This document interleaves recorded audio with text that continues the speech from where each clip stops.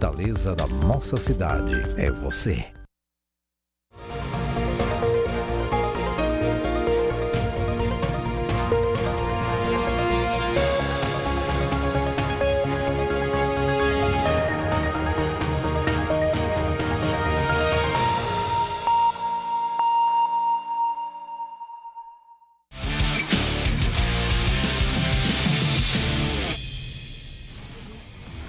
Fala galera, está no ar mais uma edição do Resenha de Artilheiro, trazendo tudo sobre o mundo do esporte, em especial o futebol cearense. Então, chega mais porque o programa está apenas começando. E para abrir o Resenha de hoje, eu recebo meu parceiro Nilo Facundo. Fala campeão, satisfação te ter aqui mais uma vez no Resenha de Artilheiro. Boa tarde, Quintela. Boa tarde a você, telespectador. Pô, tá enganchando, hein? Prazer estar de volta. Falar de esporte é a nossa praia e na presença de amigos é sempre bom a gente passar um bom tempo aqui, porque nos deixa muito feliz. É com muita satisfação que eu passo por aqui mais uma vez. Show de bola! Então, ajeita o sofá, prepara a pipoca e fica com a gente porque o Resenha de Artilheiro já está no ar. E vamos falar hoje, inclusive, sobre Ceará, Fortaleza, Ferroviário, mas também uma entrevista bacana, rapaz. Na Semana da Mulher, vamos receber as meninas do The Blessed. Vamos bater um papo sobre o futebol feminino e esse projeto que é sensacional, tá bom? Bora começar falando sobre o futebol cearense. Antes da goleada na Copa do Nordeste, o Fortaleza vinha de 3 derrotas seguidas. Durante esse período, o CEO, Marcelo Paes, se reuniu com torcedores e convocou a imprensa para falar sobre esse momento do clube. Só para a gente relembrar aquilo que aconteceu durante esse período de carnaval lá no Tricolor de Aço. Essa questão de ser sócio não sei, certo? O que eu falei é que tem um combinado de uma forma quando se quer conversar com os jogadores. Vocês hoje estão fazendo diferente. Vocês vieram, apareceram, tem esse período de carnaval e tal, e estão aqui querendo quebrar uma regra. E essa regra não é para ser quebrada. Vocês estão quebrando a regra faz tempo, mano. Para conversar com vocês, a diretoria está aqui para conversar com vocês. Para ouvir vocês, para entender quais são as reivindicações de vocês, numa boa, educadamente. Agora, se a gente for vai conversar com os jogadores que estão programados no treino, que estavam fazendo o vídeo do jogo de amanhã, que estão se preparando no vídeo. Preparação pro jogo. Traz só 4.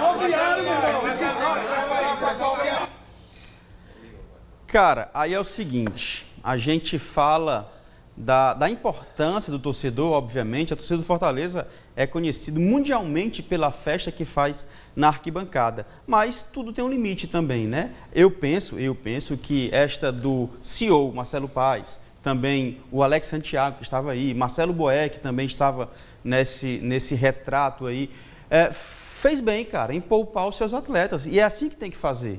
Não tem nada que o torcedor tá lá tendo que, face a face com o atleta, tirar satisfações e coisas do tipo. Eu penso que fizeram certo e, nesse sentido, pouparam o atleta do Fortaleza.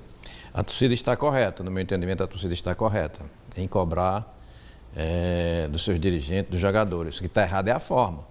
Não é esse o local certo. Marcelo Paes está bem, está mais do que correto, agiu como dirigente forte, competente, afastando totalmente, que não tem nada a ver, o local ali é de trabalho, está todo mundo planejado, focado em treinar, e o torcedor não está aí para ajudar nessa hora, ele vai atrapalhar, ele está querendo ajudar, mas de fato ele está atrapalhando naquele lugar. O lugar do torcedor é na arquibancada, é fazendo o mosaico que ele sabe fazer e fazer muito bem, não é? Que é encantado em todo o Brasil. A torcida do Fortaleza hoje é conhecida, não só o clube, mas a torcida também, pelo papel que desempenha na arquibancada. Esse é o lugar do torcedor, apoiando os dirigentes, apoiando os jogadores, mas na hora de trabalhar, deixa os meninos lá trabalhando, fazendo o que eles mais gostam de fazer, que é jogar futebol, e cabe ao torcedor, né? No momento certo, né? O Marcelo até recebe torcida. Por que atrapalhar o treino? Não tem porquê. Parabéns ao Marcelo Paes pela atitude, pela paciência, pela gentileza, pela sutileza, porque se fosse um dirigente mais sangue quente, talvez saísse para a ignorância. É verdade. E aí um torcedor mais fanático vai dizer, viu como funciona, deu certo. Afinal de contas, O Fortaleza goleou o Ferroviário por 4-0 nesta quarta-feira, dia 5, na Arena Castelão, pela 5ª rodada da Copa do Nordeste. Os gols do Tricolor de Aço foram marcados por Moisés, 2 vezes, Iago Pikachu e Renato Kaiser. Com essa vitória, o Leão volta a triunfar após 4 jogos e chega aos 9 pontos no Grupo A, entrando assim no G4 da competição. Restam apenas 2 rodadas para o fim da primeira fase. E aí, cara, conseguiu ver o jogo? O que foi que você achou? Cara, Jefão, que para mim era um dos destaques do Ferroviário, zagueiro bom, deu 2 gols pelo menos aí, cara. Esse aí foi cruel, uma falha. E o outro gol do Moisés, que ele cabeceou sozinho, quem estava ali naquela posição seria o Jefão. 4-0 para o Fortaleza em cima do Ferroviário pela Copa do Nordeste, Nilo Facundo. Poderia ter sido 5, 6, 7, 8, até 9, se o Fortaleza fosse mais eficiente, não perdesse tantos gols e no segundo tempo com algumas boas defesas do goleiro. Fortaleza entrou, e aí eu temi quando eu vi a escalação, porque foram 8 alterações, é muita coisa. O Fortaleza, né? No Fortaleza. O Ferroviário também teve 8 alterações. O Ferrão tinha... Mas é brincadeira. Depois do primeiro minuto com aquele gol, eu já cantei a pedra. É goleada, porque a forma como o Ferroviário estava jogando não tinha condições de enfrentar o Fortaleza.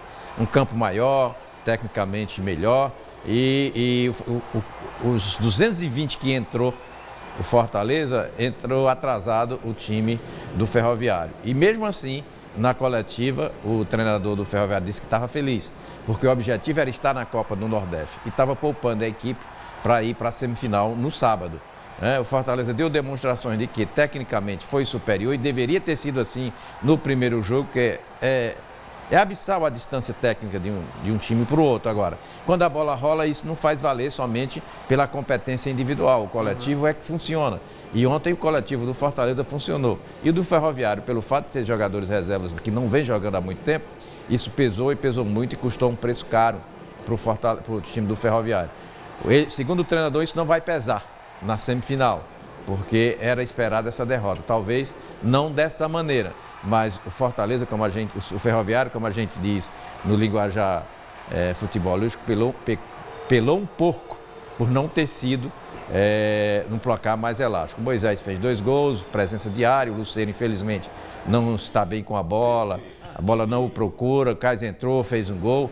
O Fortaleza encaminha aí a classificação na Copa do Nordeste e ganha muita moral para outra partida da semifinal no próximo sábado contra esse mesmo Ferroviário.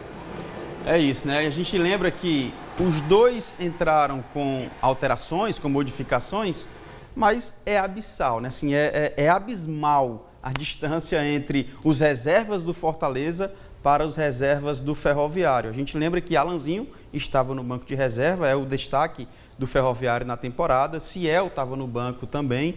Enfim, a gente coloca os 2 bancos, por assim dizer. O Fortaleza nem reserva tem, né? Todo mundo é titular, ele fica fazendo esse rodízio sempre, mas o fato é que 4-0 dificulta em muito a situação do Ferroviário na competição. Em compensação, o Fortaleza entra no G4 e aí tem a missão de manter-se no G4 para conseguir a próxima fase da competição. Agora vamos ouvir o que falou o técnico Juan Pablo Vojvoda ao analisar a vitória do Tricolor de Aço. Bueno, hemos valorado, he analizado nuevamente el partido anterior, ¿sí? Donde o adversario como Ferroviario hizo una partida de bloquear nuestras combinaciones en ataque, más a pesar de eso nos conseguimos crear 2 o 3 chances muy claras. Hoy, o diferencia es que en el minuto 1 conseguimos hacer un gol. Después continuamos, conseguimos hacer ese segundo gol. Entonces yo que la efectividad en el fútbol cobra una importancia, la verdad de que alta. Entonces cuando uno encuentra esa efectividad, ¿sí? Se abren otros caminos para jugar con más tranquilidad. El adversario también deja un poco más de espacios, uno juega con esa confiança que se necessita para esta classe de partidas. É isso, eu ouvi alguns torcedores do Ceará, do Ferroviário ou anti-Fortaleza falando: para que essa comemoração toda? Afinal de contas, venceram os reservas do Ferroviário. Em compensação, a torcida do Tricolor tem feito a festa, afinal de contas, é mais uma vitória nesse início de temporada. E tem que celebrar, né, cara? Independente do adversário ou da situação, circunstância da partida, tem que celebrar. Afinal de contas, era uma sequência negativa de 3 derrotas. Se você não comemorar a vitória, vai comemorar o quê? Perfeito. 4 resultados que não conseguia vitória, não importa se o Ferroviário entrou com time reserva. O mesmo fato é o Fortaleza entrar com 8 alterações e o Ferroviário ganhou do Fortaleza. Né? Vai comemorar do mesmo jeito. É o começo de uma recuperação e isso é interessante. Começar a ganhar traz muita confiança e aí os resultados positivos aparecem. O mesmo você pode pensar para o resultado negativo. E Fortaleza estava entrando nessa, apesar da gente entender, e o Vojvoda também entende assim, que essa equipe é capaz de uma revolução dentro de uma competição. Já deu demonstrações disso, passou um turno inteiro na zona de rebaixamento e conseguiu bons resultados no segundo turno. Então, o elenco do Fortaleza está preparado para as campanhas do ano inteiro e resultados, assim como esses que passaram recentemente, virão ainda. Pode ter certeza disso. Agora, resistência, competência, trabalho não vai faltar, porque a gente vê no Vojvoda uma objetividade muito grande hoje para o Fortaleza. E ainda bem que está se dando bem, apesar das crises, a torcida querendo atrapalhar, alguns torcedores, a torcida não, a gente vê que tem um grande sincronismo entre comissão técnica, jogadores e diretoria.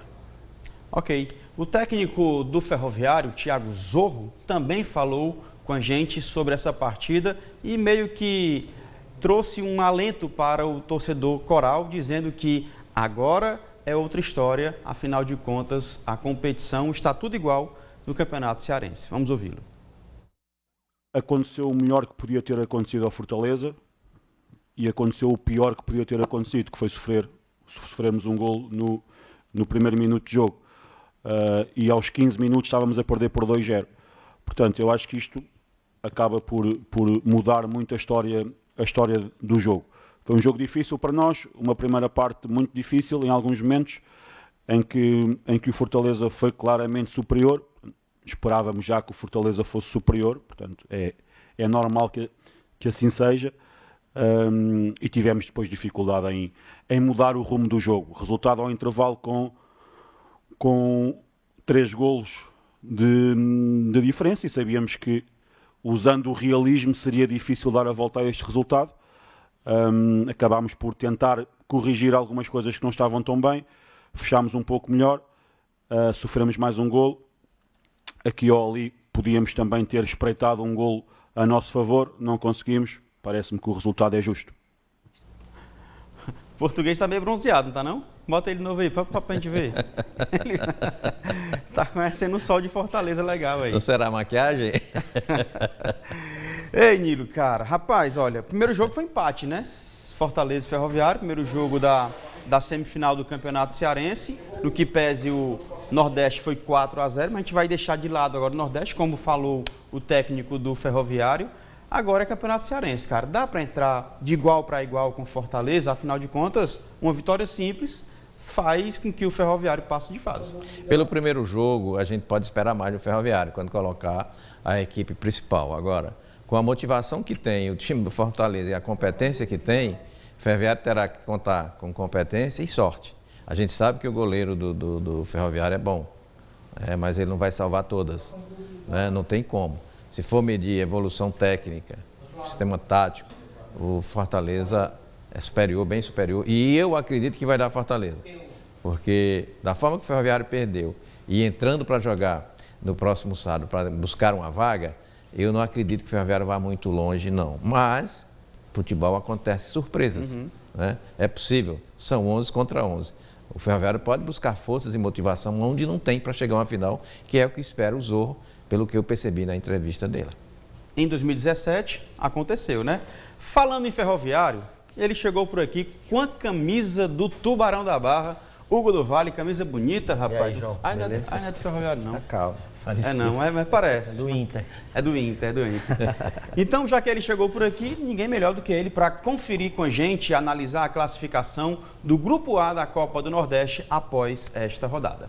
E aí, do Vale, seguinte, cara, hoje nós temos o Sport na liderança, todo mundo já fez 5 jogos no Grupo A, no Grupo B ainda não, a gente lembra que hoje tem rodada pelo grupo B e o Bahia nem joga mais uma rodada, né? 2 rodadas que não joga, mas enfim, grupo A. Sport 12 pontos, Vitória 11 pontos, Fortaleza de vez no G4 é o terceiro colocado, 9 pontos, o CRB 6 pontos, Ferroviário é o sétimo, infelizmente com apenas 4 pontos conquistados, uma vitória e um empate em 5 jogos, além das 3 derrotas. Cara, com todo respeito aos adversários, né? Mas aí o grupo está começando a ficar da forma onde a gente já esperava, né? Sport, Vitória e Fortaleza ali brigando, né? Pelas primeiras colocações, essa oscilação aí normal.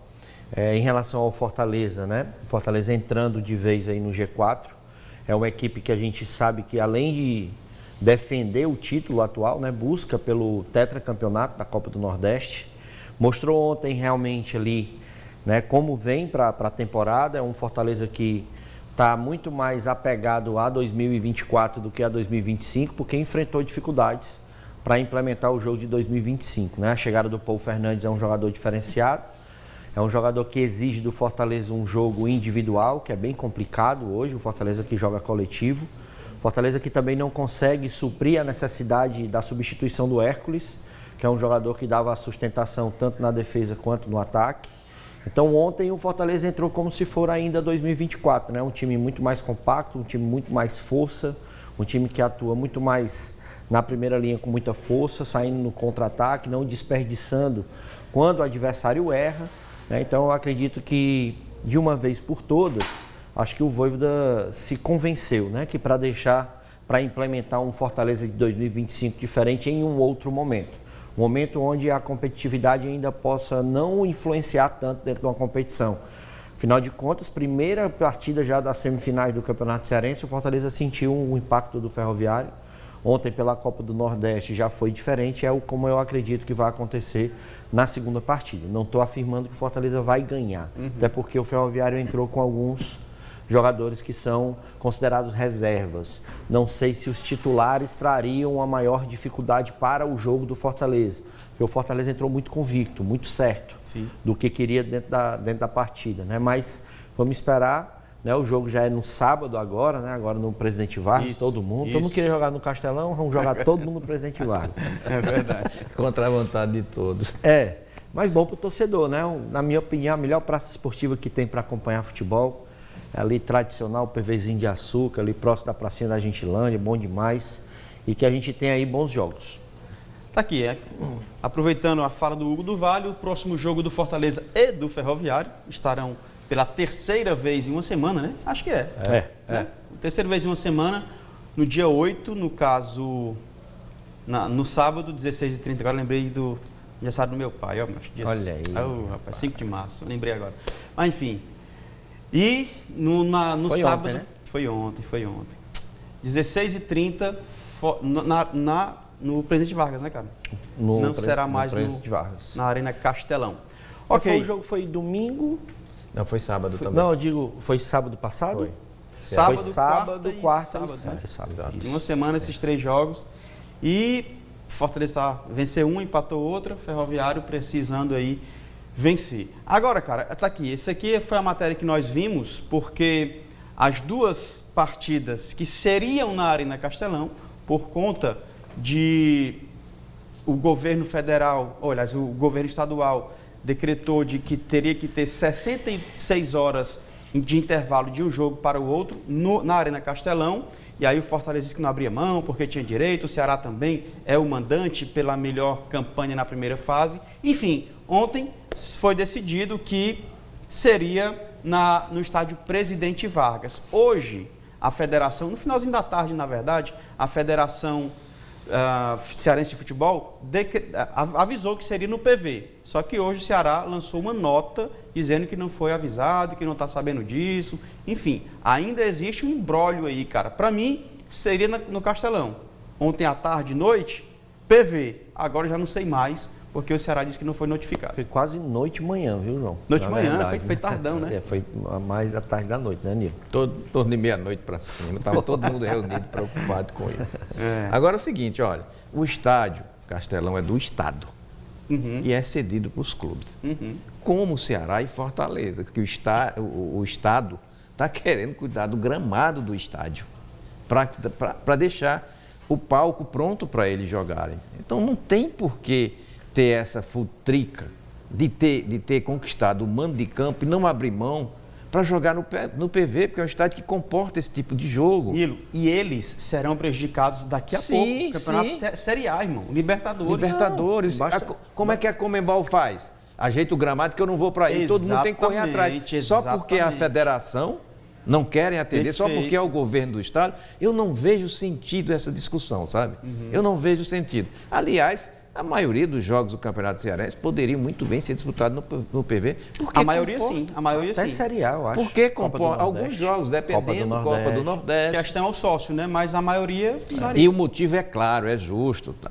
Estão corrigindo a grama, uma grama plantada recentemente. Então, não é questão de favorecer ou desfavorecer, não se trata disso. Se trata de dar um melhor campo de jogo para todo mundo e não cair naquela coisa ridícula do ano passado, em que a Conmebol chegou a interditar e exigir, e todo mundo criticando o estádio, quando já foi um dos melhores gramados do Brasil. Eu acho que tem que ir aí fumar o cachimbo da paz, numa boa, sem muita confusão, e todo mundo, são 2 jogos apenas. Agora, se a federação estivesse batendo o martelo, se por acaso a decisão fosse no PV, aí sim eu estaria contra. Se fosse Fortaleza com Ferroviário, Ceará, seja lá com quem for, porque uma decisão vai levar muito mais torcedores e a torcida do Ceará ou do Fortaleza não vai ter condições do estádio Presidente Vargas dar suporte para isso. Mas não é momento para estar todo mundo com o negócio de dizer que vai favorecer um, favorecer outro, pelo amor de Deus. Está na hora de parar com isso.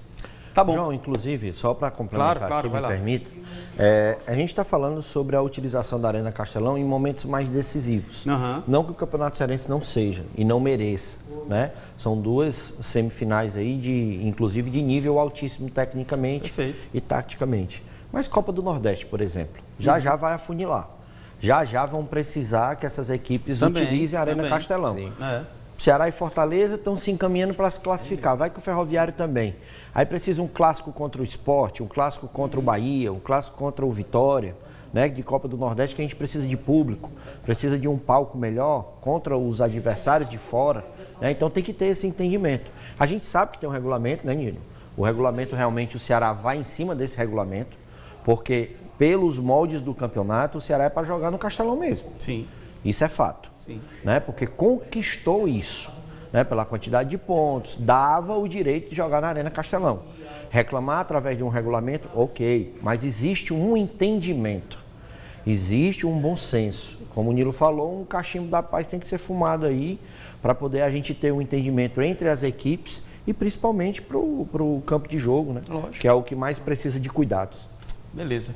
Cara, e o técnico da Seleção Brasileira, mudando de assunto aqui, tá? O técnico da Seleção Brasileira, Dorival Júnior, anunciou a convocação para os próximos jogos pelas eliminatórias para a Copa do Mundo 2026, que vai acontecer também nos Estados Unidos. O primeiro compromisso está marcado para o dia 20 de março, quando a Seleção Brasileira enfrenta a Colômbia na 13ª rodada das eliminatórias. O jogo será disputado no estádio Mané Garrincha, em Brasília, Distrito Federal. A segunda partida desta data FIFA está marcada para 25 de março, quando o Brasil terá pela frente a Argentina de Lionel Messi. O jogo será disputado no estádio Monumental de Núñez, em Buenos Aires, na Argentina, casa do adversário. E ele chega para anunciar os convocados para a gente. Nós relacionamos para esses 2 compromissos os goleiros Alisson, do Liverpool, Bento, do Al-Nassr, Ederson, do Manchester City, os defensores Danilo, do Flamengo, Gabriel Magalhães, do Arsenal, Guilherme Arana, do Atlético Mineiro, Léo Ortiz, do Flamengo, Marquinhos, do PSG, Murilo, do Nottingham, Wanderson, do Mônaco e Wesley, do Flamengo. Meio-campistas, André, Wolverhampton, Bruno Guimarães, do Newcastle, Gerson, do Flamengo, Joelinton, do Newcastle, Matheus Cunha, Wolverhampton e Neymar, do Santos. Atacantes: Estevão, do Palmeiras, João Pedro, do Brighton, Rafinha, do Barcelona, Rodrigo, do Real Madrid, Savinho, do Manchester City e Vinícius Júnior, do Real Madrid. Ok, aí poucas novidades, né, cara? Poucas novidades. Você vê aí o Danilo. Se você olhar os defensores, ele está entrando aí com o Wanderson, Wesley e Guilherme Arana como laterais. 2 direito e 1 esquerdo. Aí você pode pensar que o Danilo pode ser o quê? Zagueiro? Zagueiro pela esquerda? Lateral esquerdo? O ala, como ele fez muito tempo na Juventus? Não sei. Mas, enfim, poucas surpresas. No que pese, Neymar está de volta à seleção brasileira. É a primeira vez desde 2023 que o camisa 10, o maior artilheiro do Brasil, está de volta à equipe, convocado como meia. Essa é a primeira oportunidade desde que sofreu a lesão lá no Al Hilal. E aí, no geral, a convocação, o que vocês acharam?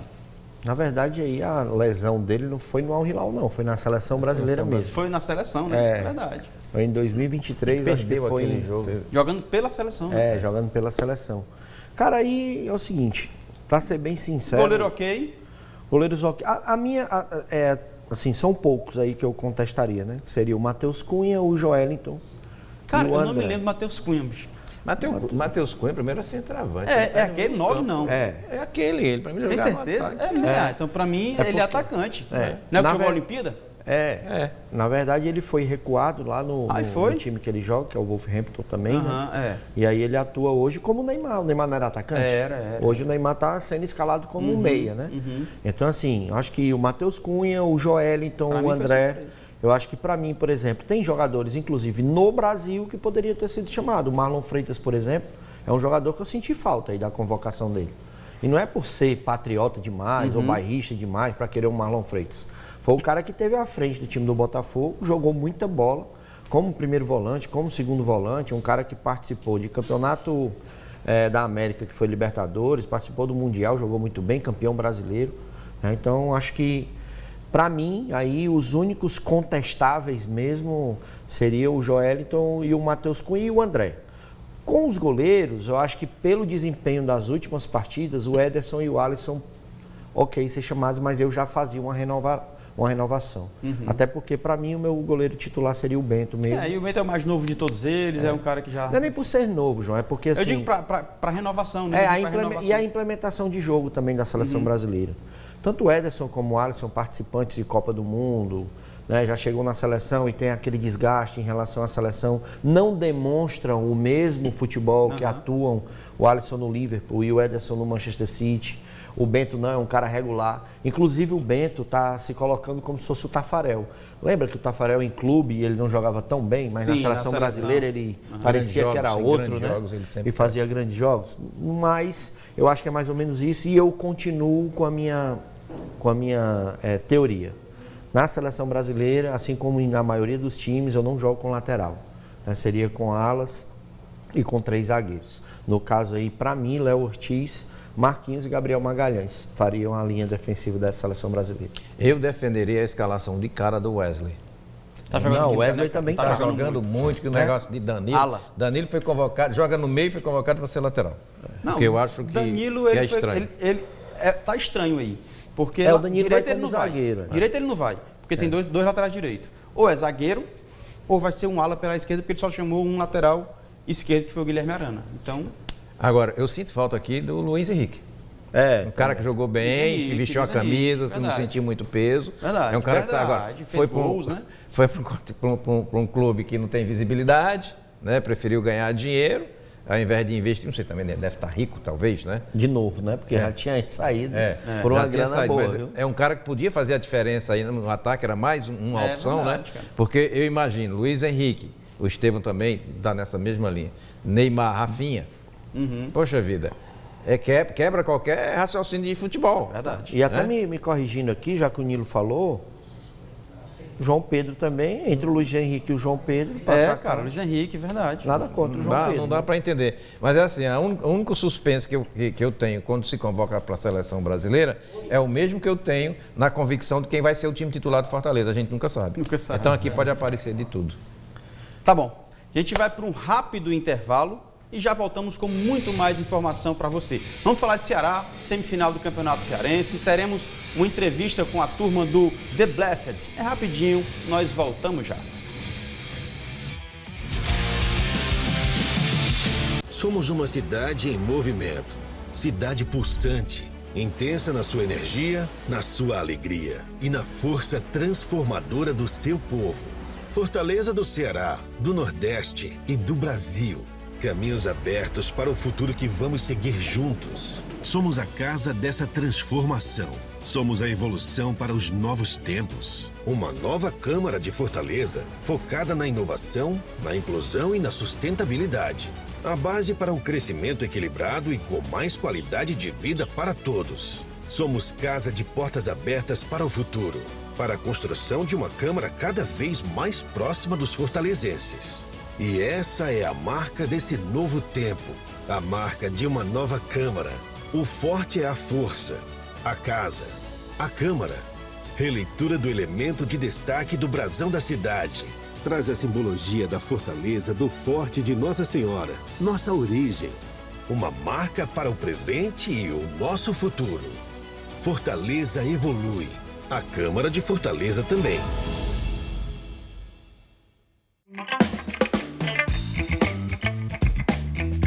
Rua do bairro Parangaba, a Rua Cônego de Castro, corta algumas vias que podemos destacar, como a Rua Heleno de Freitas, Rua Lituânia e Rua Coração de Maria.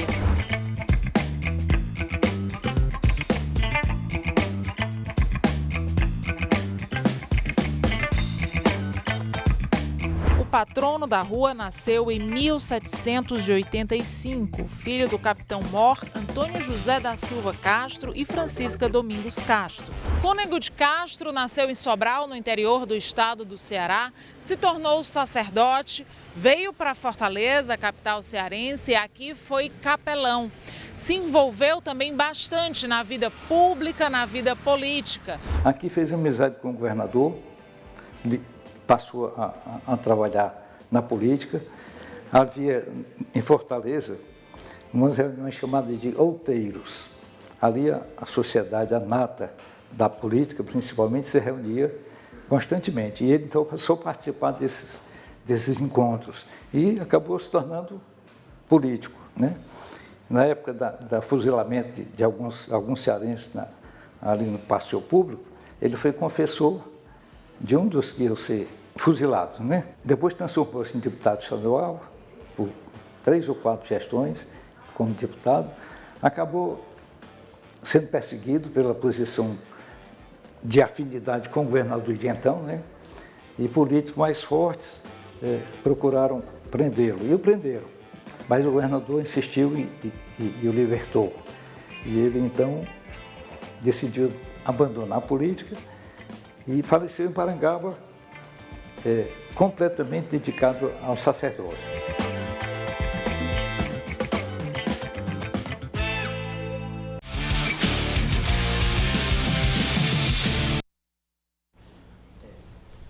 Estamos de volta. Mudanças no comando do Floresta. O clube anunciou a demissão do técnico Marcelo Chamusca e de sua comissão técnica, além do executivo de futebol Beto Souza. A decisão veio após um cearense abaixo do esperado, com apenas uma vitória, 2 empates e 2 derrotas, que deixaram o Verdão fora das quartas de final e lutando contra o rebaixamento. Apesar de garantir a permanência na elite do estadual de 26, a diretoria optou pela mudança. Fim da linha, cara. Eu, honestamente, acho que o Floresta errou. Deveria ter mantido.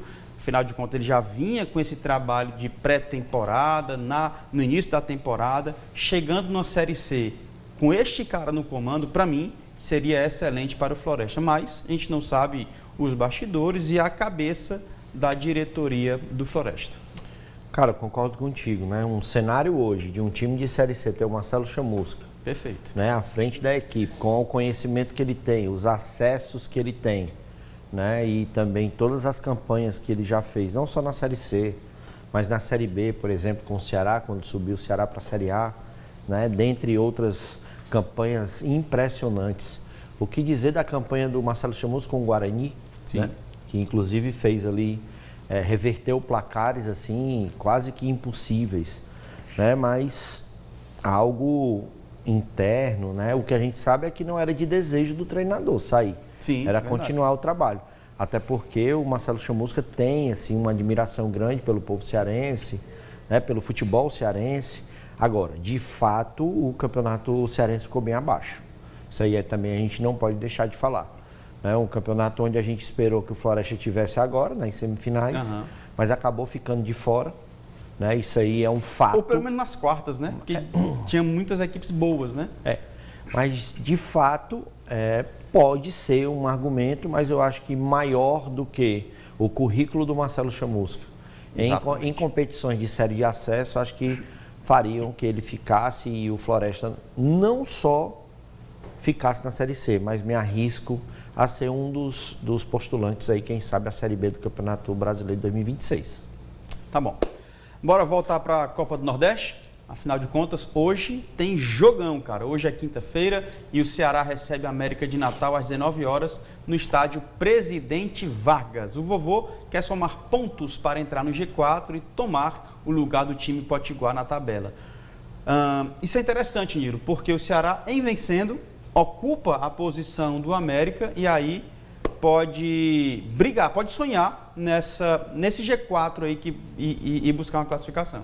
O Ceará necessita pontuar, e não é pontuar só com empate não, precisa ganhar o jogo, para não ter que correr e dividir resultados com outros, correndo o risco de talvez não se classificar. Aquela derrota do Náutico custou muito caro ao Ceará, mas o que me deixa satisfeito com relação ao time do Ceará é essa evolução técnica que vem tendo a equipe, né? A chegada do Raul abriu um leque assim, de opções onde o Ceará pode traçar planos de jogo.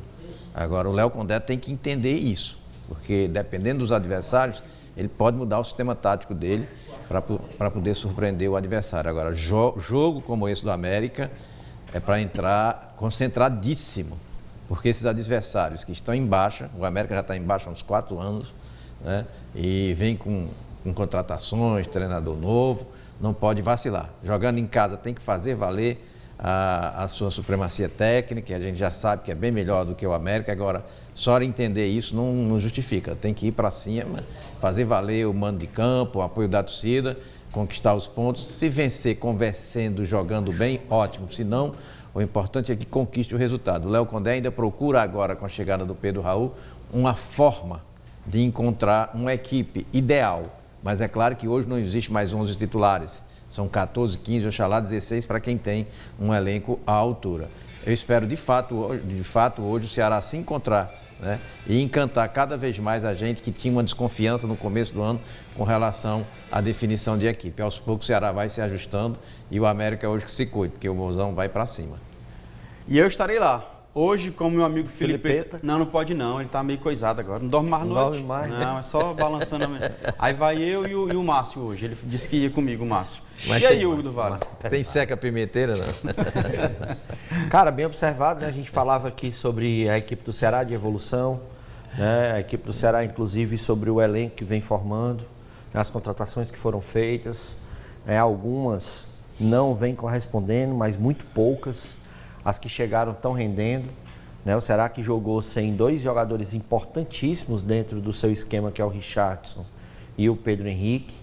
Teve uma dificuldade imensa contra o Maracanã no primeiro tempo, mas bastou uma modificação. E como a gente falava, o Pedro Raul chega não só para ser o camisa 9, não só para ser aquele cara referência dentro da área, mas um cara que vai trazer ali disputas interessantes do meio para frente. O Ceará que joga com 2 extremos, né? Fernandinho e Pedro Henrique, mas que numa situação de jogo onde melhor jogou foi com 3 meias praticamente. O Mugni se deslocou pelo lado direito, o Rômulo centralizou, o Ailon pelo lado esquerdo, e em 2 jogadas o Ceará chegou ao gol. Né? Na primeira passou perto, o Pedro Raul acabou se atrapalhando um pouco com a bola, mas no segundo lance ele ajeitou perfeitamente para o Lucas Mugni bater no gol, e o Ceará mostrou mais uma variação tática que pode apresentar dentro do campo. O Fernandinho não jogou bem, atuou pelo lado direito, ele joga mais pelo lado esquerdo, e aí o Léo vai tendo as suas convicções, tendo as suas certezas, né? E utilizando o grupo como um todo, para se dar o luxo de, em determinados jogos, não contar com o artilheiro da equipe. O Pedro Henrique é o artilheiro atual da equipe do Ceará, da temporada 2025. O Ceará não contou com ele e venceu por 3-0. Então, a estreia do Pedro Raul traz não só um camisa 9, mas boas expectativas para a variação de jogo. E olha que ainda tem o Martínez, que é um jogador que entrou no segundo tempo, apresentou um bom futebol, e é aquele jogador que até que enfim veio substituir o Barleta. Né? Um jogador que atua pelo lado direito, com a perna esquerda, que puxa para dentro, que faz o cruzamento, que procura o seu companheiro mais bem localizado ou bate no gol. Né? Então é o Ceará se formando para uma temporada de 2025 e que briga por títulos importantes. Legal. Antes da 5ª rodada, o grupo B da Copa do Nordeste está assim, ó. Se liga aí como é que ficou. Como é que está, né? Porque ainda não rolou a 5ª rodada, então coloca em tela para a gente analisar. O CSA tem 9 pontos, Bahia, como eu falei, tem um jogo a menos, que é contra... E vão ser 2, Ceará. E nessa rodada ele também não joga, então serão 2 jogos a menos, mas mesmo assim, o segundo colocado, o América de Natal, tem 7 pontos, é o terceiro, o Juazeirense tem 5 pontos, também joga hoje, é o 4º colocado. Ceará, em vencendo, o América de Natal troca de posição com a equipe. Daí, aí está a necessidade do Alvinegro de vencer. É a segunda vez, né, João? Porque contra o Confiança, o Ceará também teve essa oportunidade e desperdiçou. E aí, interessante pelo que o Nilo falou... Foi? Empatou. E aí, importante pelo que o Nilo... já se encontrar novamente. Copa do Brasil. E até é importante, como o Nilo falou, que a gente sabe que todo jogo é importante, mas o de hoje é mais importante porque o Ceará, mesmo na Copa do Nordeste, estando aí na 5ª colocação com um jogo a menos, o Ceará já perdeu para o Náutico e o Ceará empatou com o Confiança, que foram 2 jogos que, teoricamente, a gente achava que ele pudesse vencer. Né? Tá bom. E pelo Campeonato Cearense? O Campeonato Cearense, o Vozão encara o Maracanã no jogo de volta da semifinal. O jogo vai acontecer, como nós já falamos, no estádio Presidente Vargas, por enquanto, né? Até esse momento, será no estádio Presidente Vargas, às 17 horas, no domingo, 9 de março. Rapidinho, cara. E aí? Esse jogo, como é que será? Domingo, né? Dia 9, domingo. Administrável. 3-0, né? Primeiro jogo jogo. Administrável. Agora, não pode dizer assim, vou poupar jogadores e tal. Eu não faria isso. É claro que o André pode fazer. Eu não faria isso. Quem tiver condições de jogar, tiver a fim de jogar, vai jogar. Porque quanto mais joga, mais entrosamento tem. Né? A áurea fica mais positiva. Quanto mais gols fizer, melhor. Que você vai ganhar mais confiança. Né? Maracanã não ofereceu muita resistência no Castelão. No PV poderá ser diferente em função do estádio ser menor, o campo ser menor, a torcida ali e tal, mas a torcida será do Ceará. Eu não vejo assim grandes dificuldades, mas não poderá arrefecer de maneira nenhuma, porque tem condições de ganhar novamente. Bora para esse jogo, bora? Bora. Não fazendo nada, domingo. Eu vou trabalhar, né? É mesmo. E aí? Mas, cara, assim, é manter. Eu acho que é manter, tanto o Ceará e também o Maracanã. Só que o Maracanã tendo um pouco mais de concentração quando tiver as oportunidades. O primeiro tempo do Maracanã foi muito bom, cara. Tiveram pelo menos 2 ou 3 oportunidades de gols, assim, claras. Davi Torres, o próprio Luiz Soares, né, o Patuta, inclusive até enquanto esteve no jogo. Depois que saiu, entrou o Testinha, também o Maracanã se ouve muito bem. O Maracanã teve um senso de marcação onde deu muito trabalho para a equipe do Ceará, que até aquele momento tinha Mugni, Rômulo, Fernandinho e Ailon, né? E aí todo mundo fora de posição. O Fernandinho pelo lado direito, o Rômulo aberto pelo lado esquerdo, o Mugni centralizado. E aí facilitou também a leitura de jogo do Júnior, né? O Júnior acabou fazendo uma parede ali, utilizando o Jair, né? Que é um jogador que é volante, mas descendo sempre para formar ali uns 3 zagueiros, e foi difícil para o Ceará ultrapassar. Tanto é que o gol foi feito em uma cobrança de escanteio, né? Lucas Mugni, no finalzinho do jogo, achou o Ailon lá, o Marlon fez 1-0, e aí no segundo tempo foi quando realmente o Ceará fez a diferença, né? Então, eu acho que a postura das duas equipes tem que ser a mesma, só que aproveitando as oportunidades e ficando ligado para não errar. Sendo eficaz, né? Sendo eficaz. Tá bom, a gente vai falar agora sobre um outro projeto, mas antes eu me despeço de vocês, rapaziada. Muito obrigado mais uma vez aí. É nóis. Miloncio e Hugo do Vale, vocês Show de bola. mais uma vez arrebentaram. Vai haver uma pequena substituição, mas antes eu quero falar para você sobre o projeto que está fazendo a diferença, The Blessed, no futebol feminino, tá? O Instituto de Futebol Feminino The Blessed nasceu em 2019, fundado pela ex-atleta profissional Cesca, atualmente o The Blessed disputa competições profissionais e de base e se prepara para os campeonatos Sub-14, Sub-16, Sub-17 e profissional de 2025. Se liga aí nessa reportagem um pouco mais sobre esse projeto. Que o nome é internacional, todo mundo sabe. Esse é o The Blessed, que, como o próprio título diz, está virando o mundo. Assim como a Valéria, que atravessou a América do Sul e veio da Colômbia atuar na equipe cearense. Pois eu vim para o Brasil por meio de um amigo que me conduziu. E pois digo que essa oportunidade será muito melhor para o público feminino. O The Blessed foi fundado pela Cesca, que é ex-atleta profissional de futebol e de forma despretensiosa. É uma ideia que surgiu de uma brincadeira entre eu e a Aline, amiga minha, que jogou profissional comigo.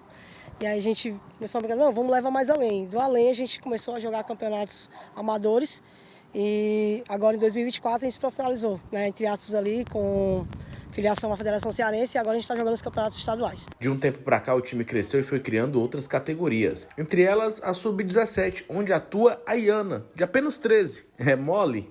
E ainda vem com os avós todos os treinos. Eu conheci através das redes sociais, aí eu logo me interessei porque eu vim de uma escolinha masculina. E eu sabia que, por ser masculina, lá eu não teria tanto espaço quanto eu teria aqui. E que algum dia eu ia ter que vir para um projeto feminino. O principal desafio dessas meninas é relacionado ao apoio financeiro.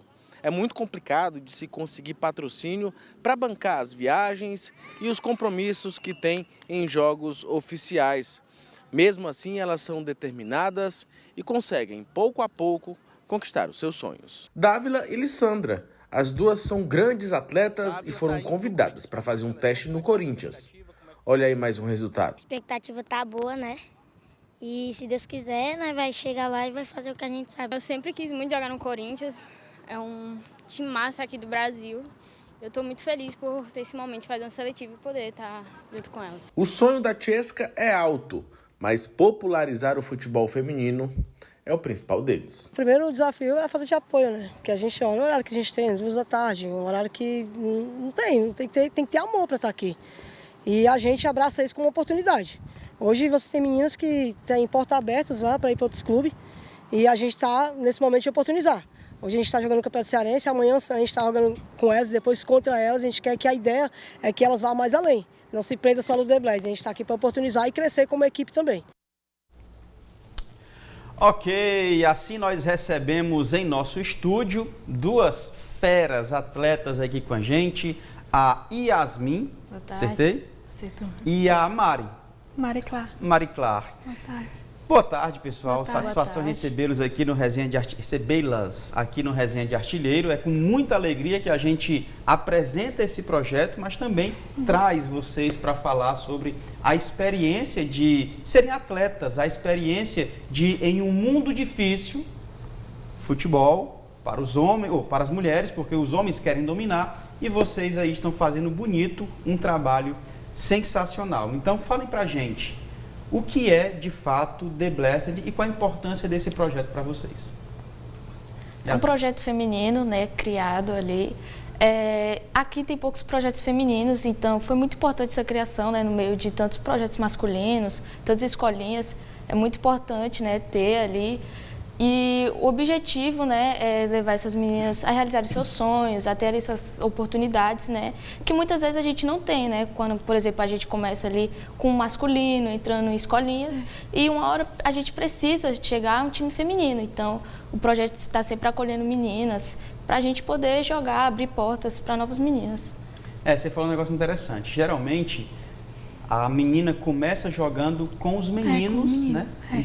É inserido ali, inclusive no meu racha, no racha do Resenha de Artilheiro, tem uma menina lá que joga com a gente, joga pra caramba e tal, mas por falta desses outros projetos. Também sentiu isso, Mari? Sim, eu comecei a jogando na escolinha do Ceará com os meninos. Olha só. Aí eu fui incentivando, né? Aí foram batendo foto minha e tal. Aí as meninas viu, pediu meu contato. Aí eu peguei a ideia, elas foram falando comigo. Eu disse, bora, incentivei elas aí, né? Quando foi ver, tinha um time feminino lá, de 6 até as 7. Que legal. Qual a tua idade, né? Eu tenho 14 anos. 14? 20. 20. E aí, como nós falamos aqui, eu até conversava com a Tcheska mais cedo, infelizmente ela não pôde ficar porque ela tem treino agora, então não pôde ficar para a gente conversar também, mas ela falava que a ideia é também estar no profissional, mas o foco é a base. Então fala pra gente essas categorias e quantas meninas, vocês têm noção de quantas meninas estão nesse projeto hoje? Acho que em torno, assim, somando com o profissional, tem umas quase 40 meninas. Que legal! E tem muito mais a base, né? Porque o foco principal agora é a base, o profissional é só em agosto. A base sub-20, né? Agora que vai ter um campeonato cearense, sub-20. Vai ter um campeonato agora, né? Legal. O treino de vocês acontece aonde?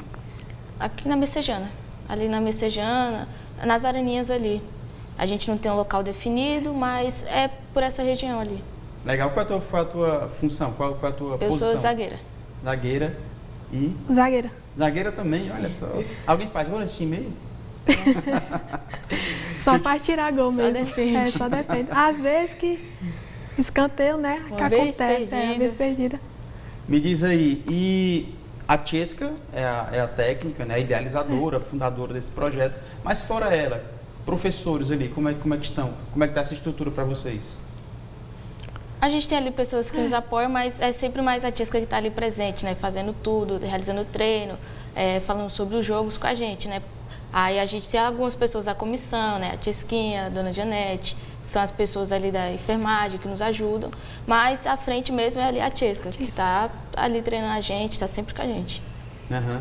Como é que vocês estão conseguindo conciliar, e é muito importante também, além do esporte, o estudo, o treino com o estudo, competições, como é que vocês estão conciliando isso? Assim, eu não estudo mais. Concluiu. Eu estudo no período da manhã e aí às vezes é muito corrido, né? Aí eu saio da escola, volto para casa, vou almoçar e vou direto treinar. Aí fica nessa rotina muito corrida. Dia de final de semana que é mais tranquilo, né? Que não tem a escola, aí dá para treinar tranquilo. Vocês estão no projeto há quanto tempo, Yasmin? Fez um ano, agora em março. Então, já participou de outras competições ano passado? Eu participei, primeira vez pelo Sub-16, né? Estreiei ali. Uhum. E participei ali do profissional, não cheguei a estrear, mas conheci, né? Entendi mais como funcionava. Legal. E eu entrei antes do Cearense, para me jogar o Cearense, o adulto. Jogou o Cearense ainda? Joguei o Cearense ainda. Já tem títulos? Já tem disputado essas competições? A expectativa para as próximas competições? O que é que vocês vislumbram aí? Títulos, medalhas, troféus? Assim, teve o Taça das Favelas, né? Eu não participei porque ainda não tinha conhecido o projeto ainda. Depois da Taça das Favelas, que uma amiga minha também foi através e me chamou para me jogar o Cearense. Aí eu peguei e fui, conversei com a treinadora, ela chamou, eu fui muito bem recebida lá, gostei demais das meninas e estou até hoje lá. Mas o projeto tem títulos já, né? A gente viu aqui. Sim, Copa Arena, a Taça das Favelas, é bicampeã da Taça das Favelas. Taça das Favelas, bicampeã, que legal, muito legal. A gente viu na reportagem do Carlos Henrique que 2 meninas já estão indo para o Corinthians fazer teste, né? Sim. E aí, vocês, qual é a expectativa de vocês também? A gente espera que dê muito certo para lá, elas, né? De certa forma vai trazer um reconhecimento, né, para o projeto, vai chamar mais atenção ali. E a gente espera que dê tudo certo para elas, né? Que elas fiquem por lá. Muito sucesso para a vida delas. São novas, né? Tem uma são novas. de 13, né? Entre 11 e 13 anos ali. Novinhas, rapaz, demais. Assim como vocês, lógico, né? Assim como vocês também. Mas elas têm que, tipo assim, agarrar a oportunidade, né? Porque quando a idade chega, né? E não tem como.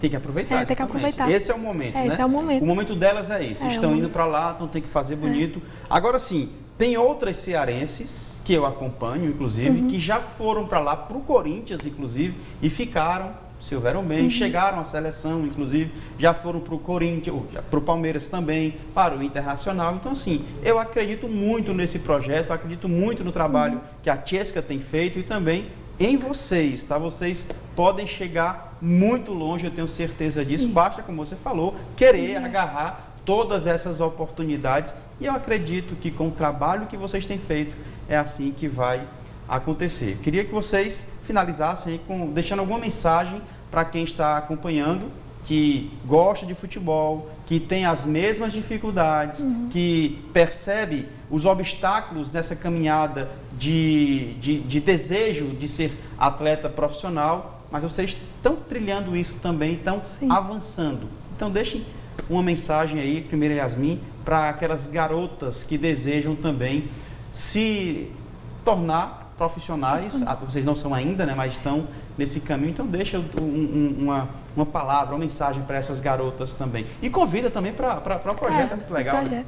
É muito importante, né, que a gente abrace as oportunidades, a gente ali tem ali um foco no nosso sonho, né, e a gente sabe da dificuldade que é o feminino, então que a gente sempre esteja ali no foco, que a gente esteja ali no time, né, quem quiser entrar ali no projeto, que se comunique, porque a gente sempre vai estar com as portas abertas para novas meninas, né, novos talentos. Mas eu falo, né, para as meninas se esforçarem, né, porque no momento certo, na hora certa, vai chegar ali o momento que elas vão se tornar atleta, né, mas basta querer, ter ali o foco, se comprometer, né. Amém. Não deixar a idade chegar, né, porque a idade chegar só tem a hora é agora. Porque se não for, eu aí, só sub-20 e o profissional, né, acaba isso daí pronto, acaba com os sonhos. E assim, eu quero motivar, né, as meninas aí, não desistir dos seus sonhos, procurar aí. É longe? É. Sai de casa, colégio, trabalho, algumas, mas não desista do seu sonho, vai em busca. Isso aí. Amém. Vocês moram próximos lá do treinamento? Só ela aqui. Eu moro próximo. Eu moro ali perto do aeroporto. Então também tem tem mais esse obstáculo, né? Questão da dificuldade de transporte, né? Que é longe, mas eu não falto um treino. Que bom, que legal. Compromisso e foco. Yasmin, sucesso para ti. Deus te abençoe grandemente. Amém. Cabeça no lugar, foco na vida, fazendo bem. E eu tenho certeza que o resultado vem, tá? Deus te abençoe. Muito obrigada, amém. Mari Clark, também da mesma forma, sucesso e prosperidade. Tudo muito certo para você na sua carreira. 20 aninhos, ainda tem tempo para poder conquistar aquilo que você deseja, que você consiga se profissionalizar e ser um exemplo para tantas outras garotas que estão próximas de você. Só agarrar a oportunidade e não deixar escapar. Show de bola, que legal, satisfação falar com vocês, foi muito legal. Um abraço para todos que fazem esse projeto muito legal também, Tchesca. E meu amigo Márcio Lozan, muito obrigado, cara, por trazer à luz, né, aos holofotes, esse projeto tão especial. E a Ana também está aqui com a gente, não quis falar, é torcedora. Torcedora fanática. Todos os treinos, todos os jogos que ela tá lá. Treino tá lá, todos os jogos tá lá, enfim, toda foto é com ela. Aninha, Ana Paula. Ana Bela, nunca acerto. Meu Deus do céu. Ana Bela, Deus te abençoe também, tá? Rapaziada, finalizamos mais um programa Resenha de Artilheiro. Agradecemos a sua audiência e a sua companhia. Continue ligado nas nossas redes sociais para não perder nenhuma atualização. Nos vemos na próxima quinta-feira, segunda-feira, às 16 horas, aqui na TV Câmara Fortaleza, canal 7.2. Toda segunda e sexta-feira, de 11 às 13, na FM Fortaleza 90.7. Resenha de Artilheiro tem a produção, roteiro e edição de João Paulo Quintela. Concepção de conteúdo, jornalista Lúcio Gleison Uchoa. Edição de imagens, Ranieri Vieira. Engenheiro de telecomunicações e direção técnica, Isaac Garcia. Coordenação de comunicação da Câmara Municipal de Fortaleza, jornalista Moema Soares. Comentários de Hugo do Vale e Nilo Facundo. Eu me despeço por aqui. Fique você e toda a sua família na paz de Cristo e lembre-se, seja memorável sempre. Valeu, tchau.